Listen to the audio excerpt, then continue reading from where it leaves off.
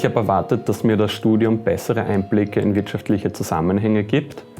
Und vor allem aber auch habe ich mir die Vermittlung von Theorien erwartet, die große wirtschaftliche Probleme lösen können.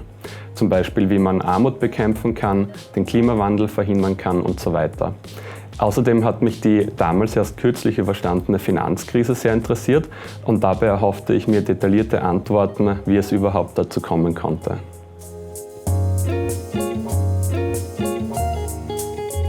Also es beginnt mit einführenden Lehrveranstaltungen zur Mikro- und Makroökonomik, die sozusagen als Basis dienen.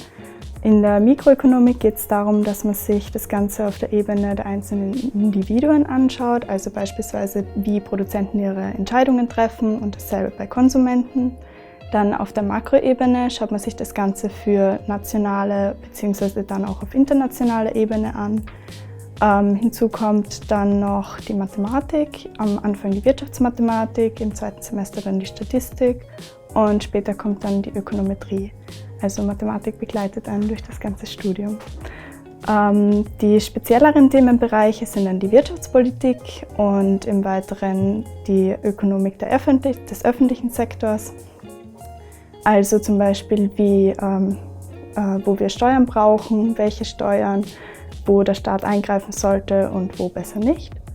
Und am Ende des Studiums gibt es dann noch sogenannte gebundene Wahlfächer, wo man sich aus einzelnen Modulen was aussucht, beispielsweise aus dem Umweltmodul oder aus einem Soziologie- oder Rechtsmodul oder Wirtschaftssprachen zum Beispiel. Mir gefallen vor allem die kleinen Arbeitsgruppen in den späteren Semestern. Diese ermöglichen wirklich spannende Diskussionen zwischen den Lehrenden und Studierenden über aktuelle wirtschaftliche Fragestellungen. Außerdem gefällt mir noch die Vielseitigkeit des Studiums. Man kann sich ausgehend von den statistischen und mathematischen Modellen über Umweltpolitik bis hin zur Wirtschaftsgeschichte in verschiedenen Fachgebieten spezialisieren.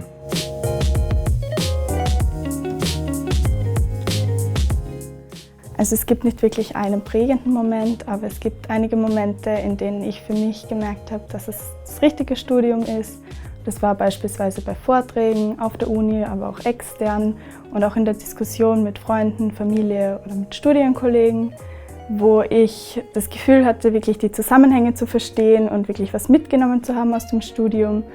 Und bei Vorträgen zum Beispiel den Vortragenden folgen konnte, wo andere Leute, also die nicht Ökonomik studieren, einfach aussteigen.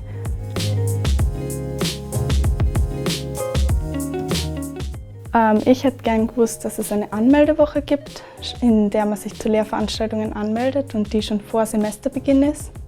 Das heißt, es ist sehr wichtig, dass man das auch macht. Zusätzlich ist es ganz gut, wenn man sich mit dem Curriculum auseinandersetzt.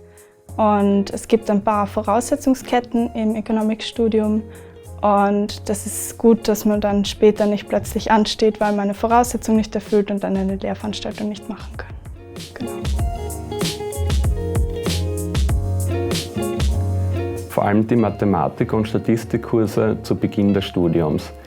In diesen Kursen wird das Wissen aus der Schulzeit sehr schnell ausgereizt und man darf danach den Anschluss nicht verlieren.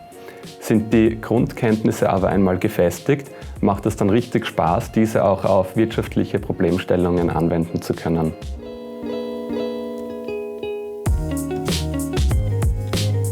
Ich bin mir noch nicht ganz sicher, aber ich möchte auf jeden Fall ein Masterstudium anschließen.